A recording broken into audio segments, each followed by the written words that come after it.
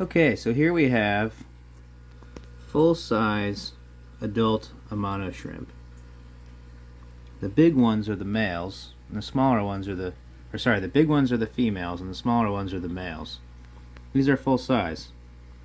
They're pretty big. Let me stick my hand in there.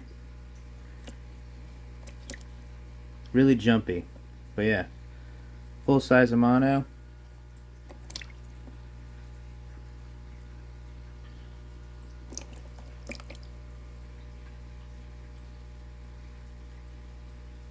Big scrimpies.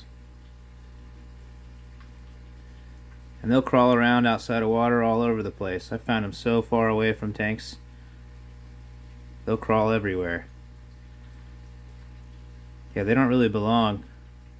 It's weird seeing them outside of water.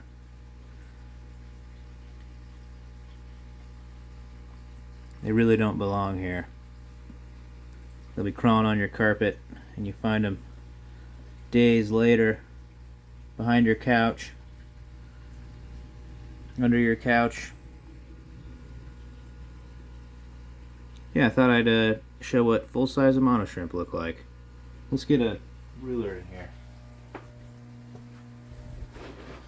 Got a ruler here. Just plop it in there. Hopefully some of those scrimp will go over there. Here's some. Look at that bad boy. 2 1/4 inches maybe? At least 2 inches. Oh yeah. Have a better idea. Let's see.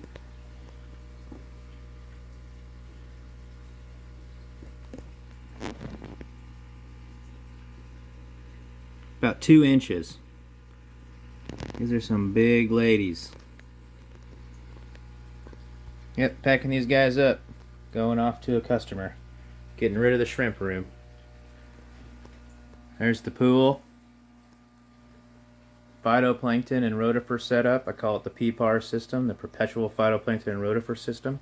Works really well. There's a tank up there that's been running for many years. It's got some more Amanos in it, of course. Some experimental tanks for breeding. This is what the breeding tank looks like for Amanos. It's been let go. Every single one of these little containers should be bubbling and water coming out, but I have been neglecting it really hard. Very busy lately. But yeah, you can see there's still lots of little babies in here. Lots of little babies. And if we go over this tank, this is my more experimental tank. You can see I just kind of let them float around in there. There's a ton in here. Let me turn this off.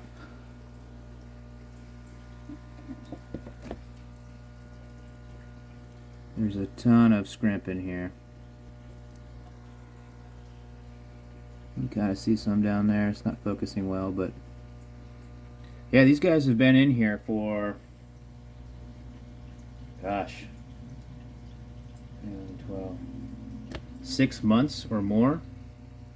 6 to 8 months, these shrimp. They've been in salt water this whole time. This is 24 ppt salt water. And the little dots you can kind of see floating around. Those are the rotifers.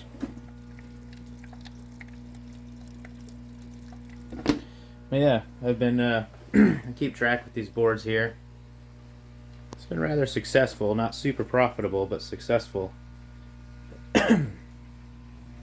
These guys, what I do is, there's some little fish in here, little pond fish. I think they're rice fish. Yeah, they're rice fish. Super fancy ones. I got eggs of. Some of them aren't looking very healthy, like this one, for example. But some of the other ones look really healthy. This guy looks great. Can't remember what the variety is, but it was like $100 for eggs. So yeah. So anyways, back to these baskets. What I do is I got these handles on them on either side, and I'll take this hook, this carabiner, on this adjustable ratchet, and I'll hook it to that, and I'll pull it up and I can limit the amount of water in that basket. Then I can take my net and just net them out really easy, and then I put them in here, and then I put them in the cups and put them in the box and ship them off. I use this for stuffing the boxes. It works great. I don't think I've had a single shrimp die in the past 2 years I've been doing this. Yeah, and these are what are these? These are laundry baskets. They're all plastic. These are 3D printed TPU parts to kind of give them a little bit more strength, more rigidity. It works okay. I mean, it's just a big pool with these things in it. It used to be bigger. It used to come all the way out here, but I shortened it because this is a small space. Moving and gotta get rid of all these shrimp. Yeah, it's worked pretty well. There's a whole house air pump up there, or a whole room air pump. It's just pumped through 3/4 inch PVC through these valves. It's pretty common stuff. Nothing really special about that. Yeah, I got some cherry shrimp in here. Lots of little babies. Yeah, they really like this pond setup. Works really well. There's a pump over there and a float that will it turns on every day for, I don't know, to give like a 10% or 20% water change every week. So it'll turn on for the appropriate amount of time, and then it fills back up with that float that's just attached to directly to my water supply, like my house water supply.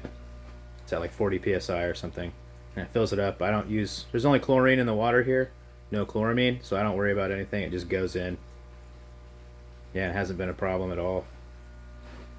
And it goes into my sump over here, and that goes, there's a little float in there.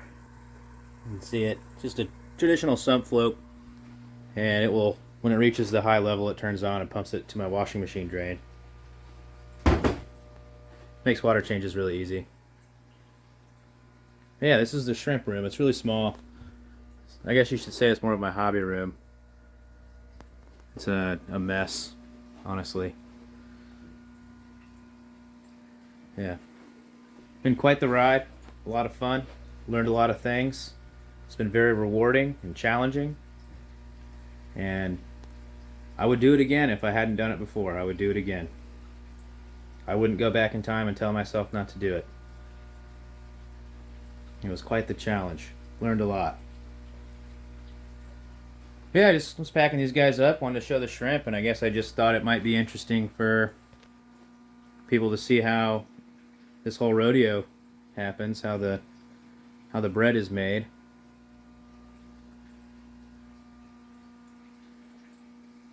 Yeah, I don't know, may give you some ideas in the future. Anyways, thanks for watching. See you later.